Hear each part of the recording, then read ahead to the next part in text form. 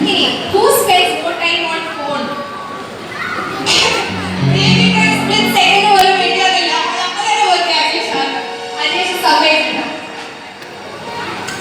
ഇനി who is more likely to start a fight and say I'm not even angry. എനിക്ക് ദേഷ്യമൊന്നുമില്ല പക്ഷെ fight start ചെയ്യും.